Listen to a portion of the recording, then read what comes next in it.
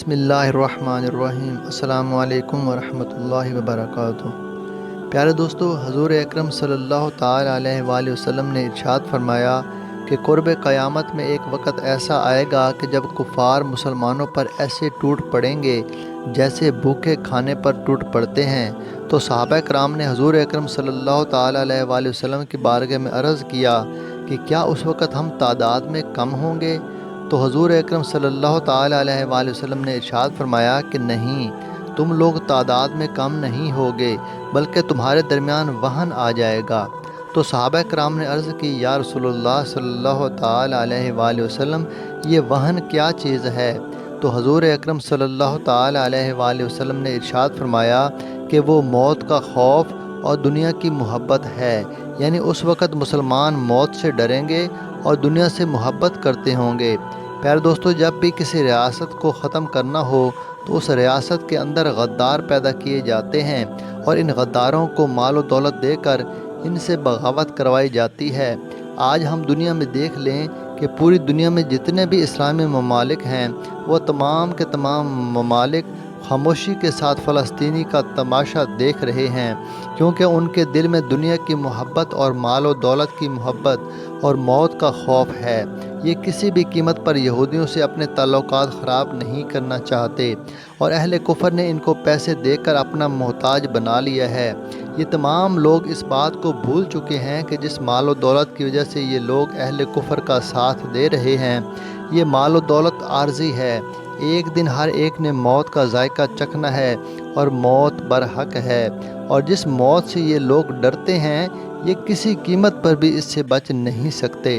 اور مرنے کے بعد بروز قیامت اللہ تبارک و تعالیٰ کے حضور ایک عدالت ایسی بھی لگائی جائے گی کہ جہاں فلسطین میں شہید ہونے والے تمام معصوم بچے اور تمام مسلمان ان کے خلاف گواہی دیں گے، اور اس دن ان لوگوں کا انجام وہی ہوگا جو کفار اور یہودیوں کا ہوگا، کیونکہ حضور اکرم صلی اللہ تعالیٰ علیہ وآلہ وسلم نے ارشاد فرمایا کہ ہر شخص قیامت کے دن اسی کے ساتھ اٹھایا جائے گا جس سے وہ دنیا میں محبت کیا کرتا تھا۔ لہٰذا یہ لوگ آج سوچ لیں کہ یہ لوگ کن لوگوں کے ساتھ کھڑے ہیں اور کن لوگوں کے ساتھ ان کا انجام ہونے والا ہے۔ پیارے دوستو، دنیا کی تاریخ میں فلسطین کے مسلمانوں کے ساتھ ایک ایسی غداری ہوئی جس کی قیمت آج تک فلسطین کے معصوم بچے اور مسلمان دے رہے ہیں۔ سن 1908 میں شریف مکہ بننے والا ایک ایسا غدار کہ جس نے پوری امت مسلمہ کو ہمیشہ کے لیے قتل و غارت اور خون ریزی کی طرح دھکیل دیا، اس شخص نے یہودیوں کے ساتھ مل کر نہ صرف فلسطین کے مسلمانوں کے ساتھ غداری کی بلکہ مکہ مکرمہ میں خلافت عثمانیہ کو بھی ختم کروایا۔ پیارے دوستو، وہ غدار کہ جس کی غداری کی قیمت آج تک فلسطین کے معصوم بچے دے رہے ہیں، اس کا نام حسین ابن علی تھا۔ اس کی پیدائش 1854 میں قسطنطنیہ میں ہوئی۔ آج سے تقریباً 1000 سال پہلے مکہ کے اندر لوگوں کو شریف مکہ بنانے کی ابتدا ہوئی، اور مسلمانوں سے غداری کرنے والا حسین بن علی یہ 78واں شریف مکہ تھا جس کو سلطان عبدالحمید نے شریف مکہ مقرر کیا تھا۔ پیارے دوستو، جب صلاح الدین ایوبی نے یہودیوں سے جنگ کی اور یہودیوں کو فلسطین سے نکال دیا تو اس وقت تمام یہودی پوری دنیا کے اندر پھیل گئے، لیکن یہ تمام یہودی ان کوششوں میں رہے کہ کسی طرح مسلمانوں کو شکست دے کر دوبارہ سے فلسطین کو حاصل کیا جائے۔ جب خلافت عثمانیہ کے عظیم بادشاہ سلطان عبدالحمید کا دور ختم آیا، اس وقت بیت المقدس خلافت عثمانیہ کے اندر تھا۔ اس وقت یہودی بیت المقدس کو حاصل کرنے کے لیے بار بار سازشیں کرتے، لیکن سلطان عبدالحمید ان یہودیوں کی سازشوں کو ناکام بنا دیتے۔ خلافت عثمانیہ پر ایک وقت ایسا بھی آیا جب خلافت عثمانیہ مقروض ہو گئی اور خلافت عثمانیہ مالی لحاظ سے کمزور ہو گئی۔ اس وقت یہودیوں نے سلطان عبدالحمید کو یہ آفر دی کہ ہم آپ کا تمام قرضہ اتار دیں گے، لیکن اس کے بدلے ہمیں فلسطین میں رہنے کی اجازت دی جائے۔ لیکن سلطان عبدالحمید نے یہودیوں کو صاف انکار کر دیا، کیونکہ وہ جانتے تھے کہ یہودی ایک فسادی قوم ہے اور یہ فلسطین کے مسلمانوں کو تنگ کریں گے۔ یہودیوں نے بار بار فلسطین پر قبضہ کرنے کی کوشش کی، لیکن وہ ہر بار ناکام ہو گئے۔ اس طرح جب یہودی ہر طرح سے ناکام ہو گئے تو اس وقت ان کے پاس صرف ایک ہی راستہ بچا تھا، اور وہ تھا بغاوت اور غداری کا راستہ۔ چنانچہ 1800 کے آخر میں یہودیوں نے ایک تحریک شروع کی جس کو صہیونی تحریک کہا جاتا ہے۔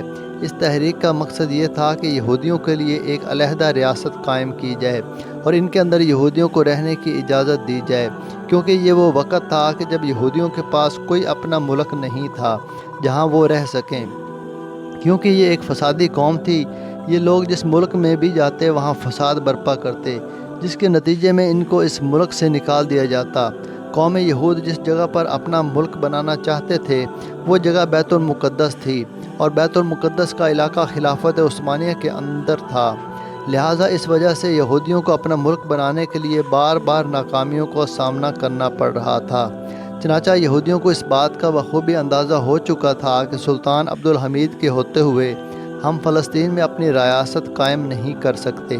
چنانچہ اس وقت تمام یہودیوں نے سلطنت عثمانیہ کے شریف مکہ کو خریدنے کا ارادہ کیا، اور شریف مکہ جس کا نام حسین ابن علی تھا، اس کو بہت سارا مال و دولت دے کر اور ایک بہت بڑے عہدے کا لالچ دے کر خرید لیا، اور اس طرح شریف مکہ یہودیوں کے ساتھ مل کر خلافت عثمانیہ کو ختم کرنے کے لیے تیار ہو گیا۔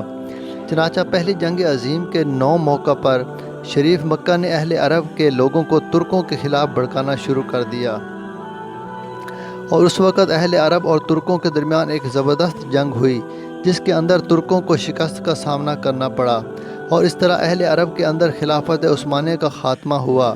اور اس کے بعد شریف مکہ نے یہودیوں کے ساتھ مل کر ترکوں سے جنگ کی اور فلسطین کو یہودیوں کے حوالے کر دیا، اور اس طرح شریف مکہ نے دنیا کی سب سے بڑی غداری کی اور فلسطین کو یہودیوں کے قبضے میں دے دیا۔